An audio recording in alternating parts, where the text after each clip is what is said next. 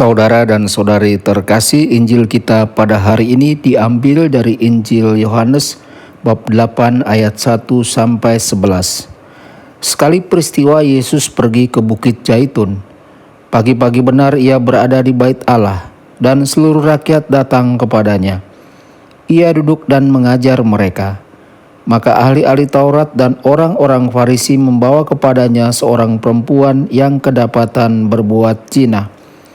Mereka menempatkan perempuan itu di tengah-tengah, lalu berkata kepada Yesus, "Rabi, perempuan ini tertangkap basah ketika ia sedang berbuat zina.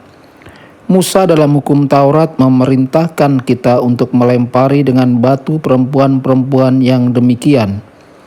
Apakah pendapatmu tentang hal ini?" Mereka mengatakan hal itu untuk mencoba Yesus, supaya mereka memperoleh sesuatu untuk menyalahkannya. Tetapi Yesus membungkuk lalu menulis di tanah dengan jarinya. Dan ketika mereka terus-menerus bertanya kepadanya, ia pun bangkit berdiri lalu berkata kepada mereka, "Barang siapa di antara kamu tidak berdosa, hendaklah ia yang pertama melemparkan batu kepada perempuan ini." Lalu Yesus membungkuk lagi dan menulis di tanah. Tetapi setelah mendengar perkataan itu, pergilah mereka seorang demi seorang, mulai dari yang tertua. Akhirnya tinggallah Yesus seorang diri dengan perempuan itu yang tetap di tempatnya. Lalu Yesus bangkit berdiri dan berkata kepadanya, "Hai perempuan, di manakah mereka? Tidak adakah seorang yang menghukum engkau?" Jawab perempuan itu, "Tidak ada Tuhan." Lalu kata Yesus, "Aku pun tidak menghukum engkau. Pergilah dan jangan berbuat dosa lagi mulai dari sekarang." Demikianlah sabda Tuhan. Terpujilah Kristus.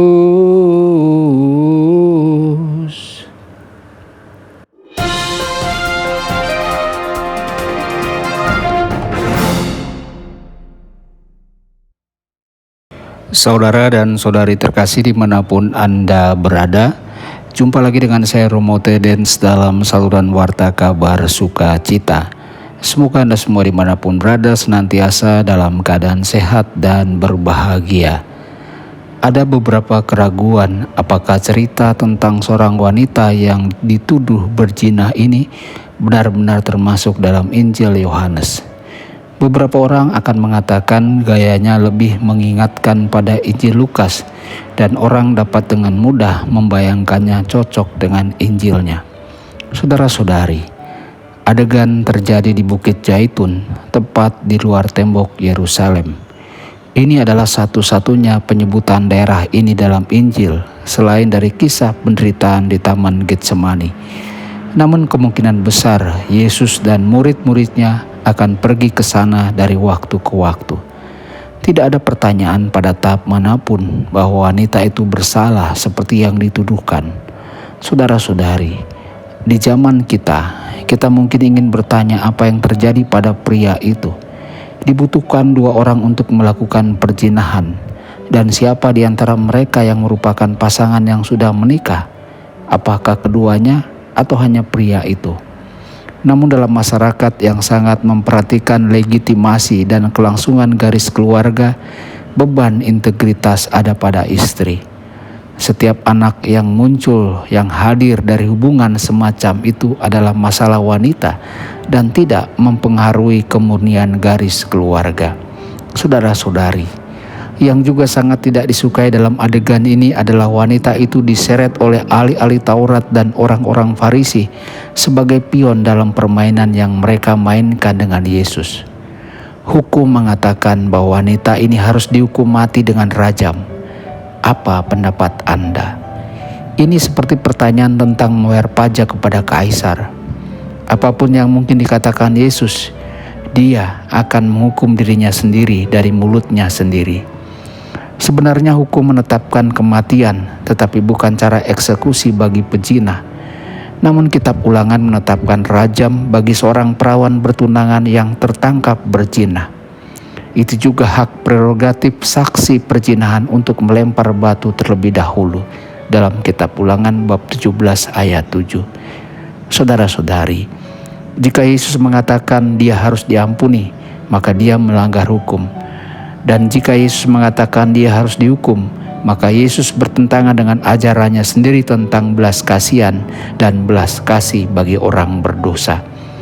Saudara-saudari, Yesus dengan cerdik melempar bola kembali ke mereka. Jika ada di antara kamu yang tidak berbuat dosa, hendaklah dia yang pertama melempari wanita ini dengan batu. Mereka tidak menjawab.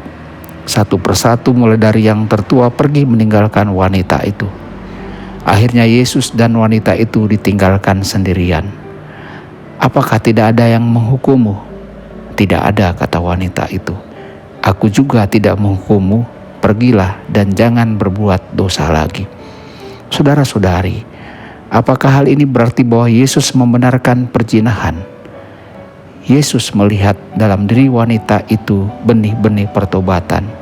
Yesus selalu melihat masa kini dan masa depan dan tidak pernah melihat masa lalu. Melihat kisah ini, pertama-tama kita dapat melihat ke depan dengan keyakinan akan belas kasihan yang sama dari Yesus atas keberdosaan kita.